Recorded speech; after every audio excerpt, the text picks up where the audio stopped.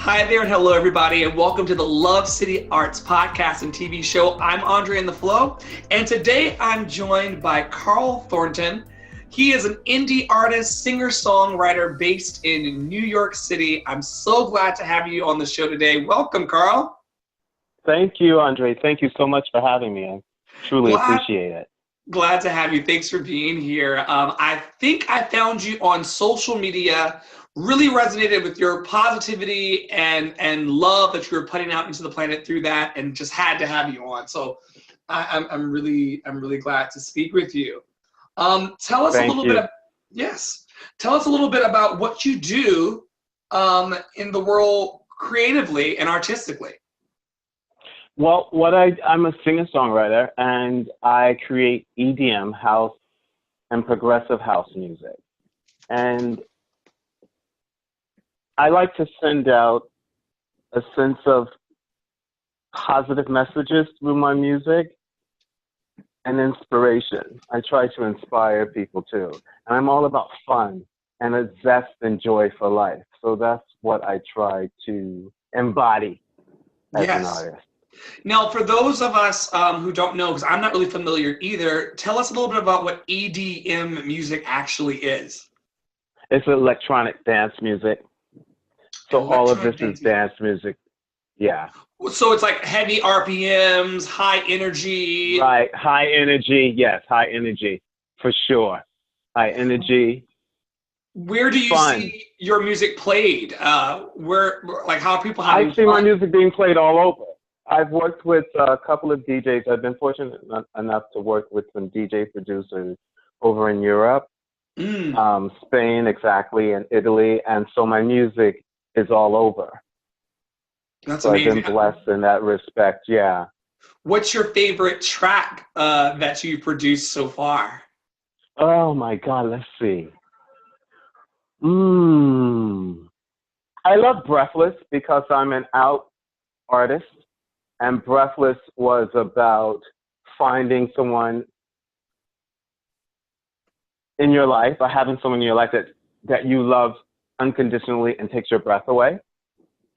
So that particular song I love, but I also love Keep Dancing too. This is difficult because it's hard to decide, because I love Keep Dancing because the message is there's such a powerful message in that song about claiming your own power and being who you are and not giving up and being driven and having faith. So that song is a really powerful, positive message.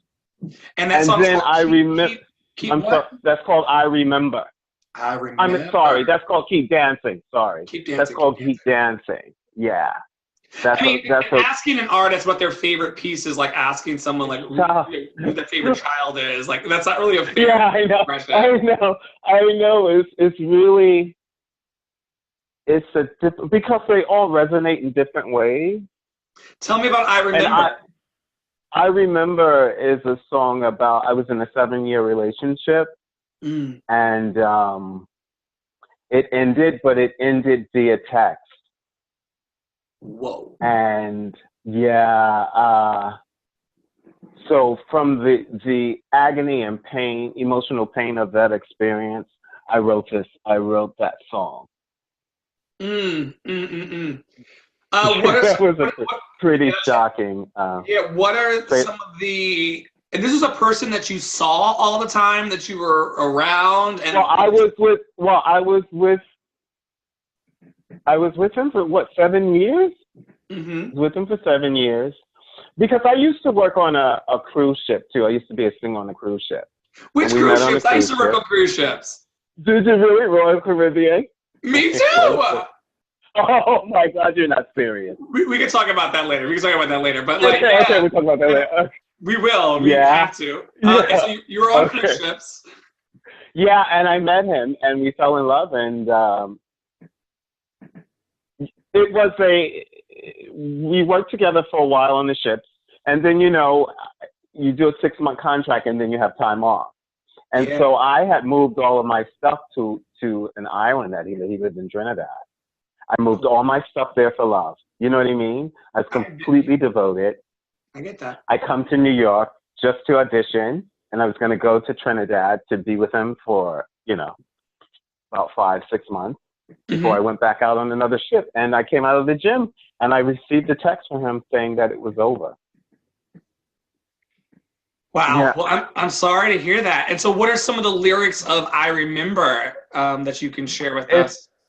I remember when we were together, we promised we love one forever.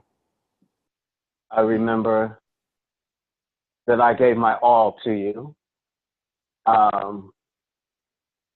I remember when we used to kiss, those are the times that I miss. Yeah. So it sounds like all of your all of your lyrics are tied to direct experiences and encounters that you've had. Yeah, they are. They are. So I guess in a way, it's me sending out inspiring thoughts and messages to people that's also helping to instill in myself a sense of determination and drive and not giving up and keeping hope and keeping faith and moving and keep moving. So that's what was whispered to me. There was an inner voice when I received that text message that told me, Carl, keep moving. And because I had collapsed when I read that text against the wall. But an inner voice told me to keep moving, and I kept moving. I haven't stopped. And I also always try to find positiveness out of a situation that appears to be so negative.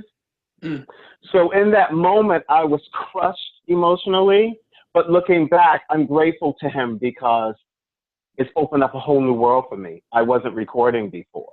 You see what I'm saying? So I'm a whole new, different, stronger Carl now, having experienced that. Yeah. I do. I want to talk a little bit about that inner voice that you say speaking to you. Was it like a audible sound, or was it like a stillness? It was like a whisper, and it was a whisper, and it just said, "Keep it moving," and I'll never forget that. And that's what propelled me off of that wall to just keep. And I kept moving. Don't get me wrong, I cried, and I mourned the loss of a relationship. Yeah. But I've never looked back. I never looked back. Good for you. And so it sounds like being an inspiration to people and allowing them to believe that they can overcome in the ways that you've overcome is part of the reason why you do what you do. Are there any other reasons, any other motivations beyond? I mean, those would be enough. Okay. That's You know what happened to me? The reason I feel that I am an artist, it's because when I was younger, I think I was probably about 7 years old, and I was performing, and I had an epiphany. It was my first performance. And when I was on stage, I had an epiphany that this is where I belong, that this is what I'm supposed to do, that my life is on stage. How old were you again? I was about 7 years old. Wow. And there was a force that came over me when I opened up my mouth to sing that said, this is where you belong. This is your life. This is who you are. Yeah. Wow. And so is that around the time when you first started creating your art, 7, 6? No. I didn't start creating my art at 7. No. Oh. I sang and I went to School of Performing Arts, but I didn't start recording until after the breakup. You went to the Fame School though? Huh? You went to the Fame School? Not the Fame School. There was a school on Long Island that I went to because I was raised on Long Island.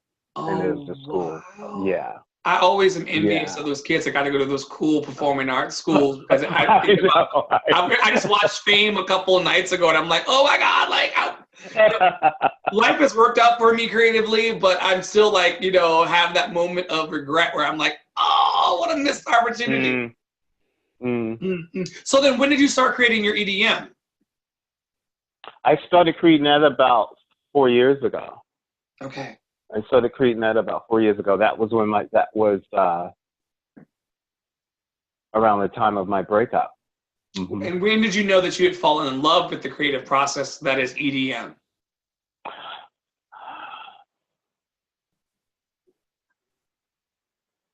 My first, when I didn't know I was even capable of writing a song, you know what I mean?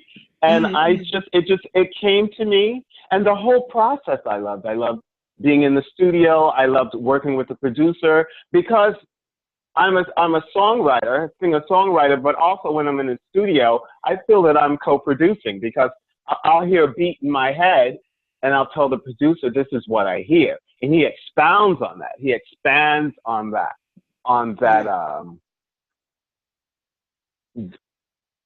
type of creative juice that I have going. And then when I'm in the studio with him, I help with coming up with the drum patterns, and all of the music. So I consider myself a co-producer too in that respect.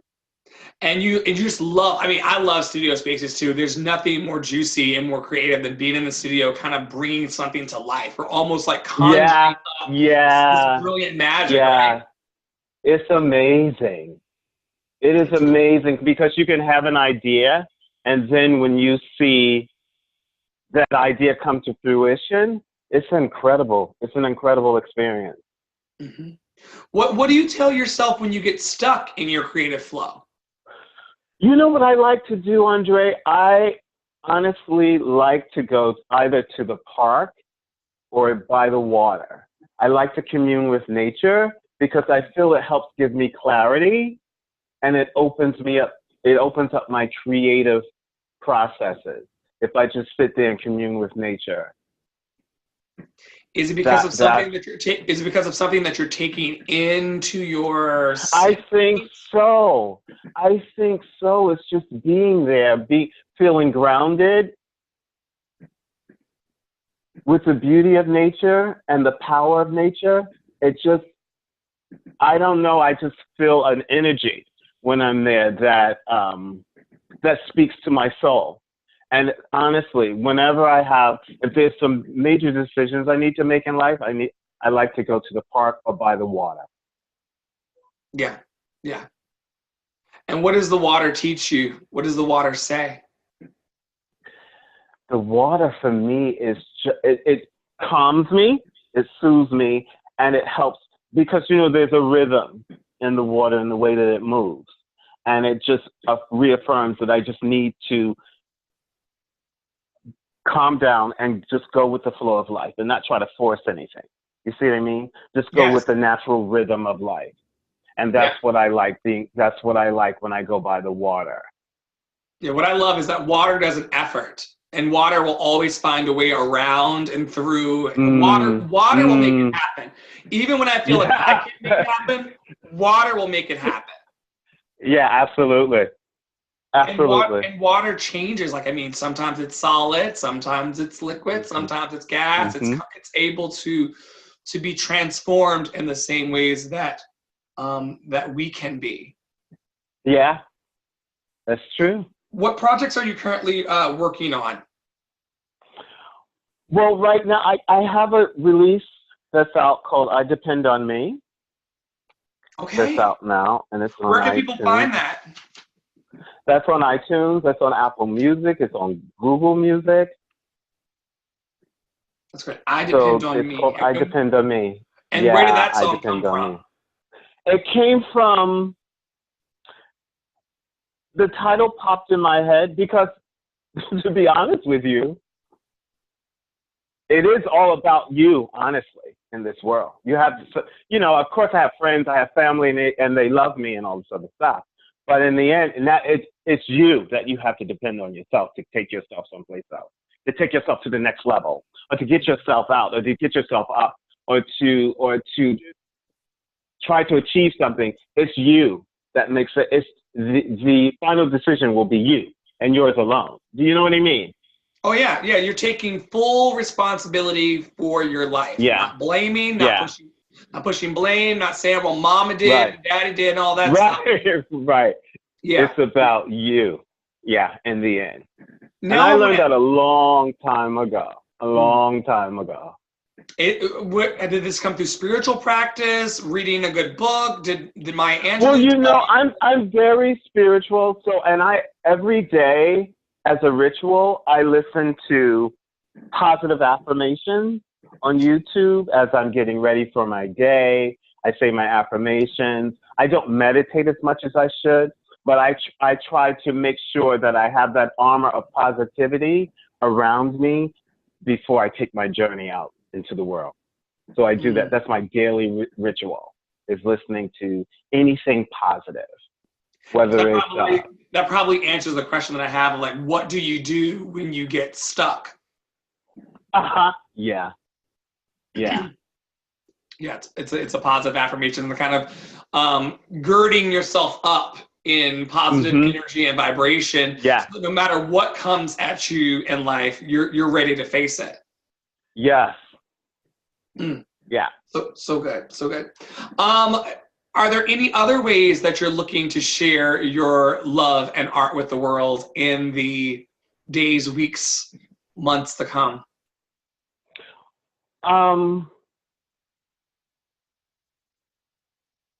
Well, I'm going to be writing a new song soon.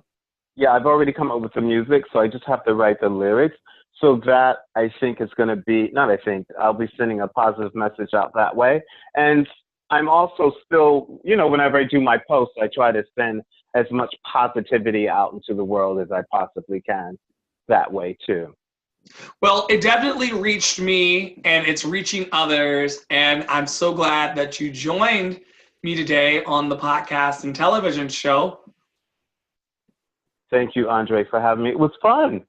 Yeah, I always end. I was a little nervous, but it was fun. There's no reason for nervousness. I always end the podcast and television show with 3 fill in the blanks. Okay, so are you ready? Yes. Okay. Love is powerful. Joy is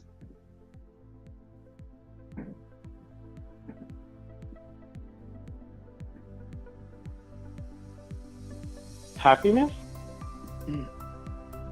Freedom is liberating. Well, thank you, Carl Thornton, for helping to liberate the world with your EDM music. And I can't wait to connect all of the lights in our network with the lights in your network and see what magic we can dream up. Thank you so much, Andre. Thanks.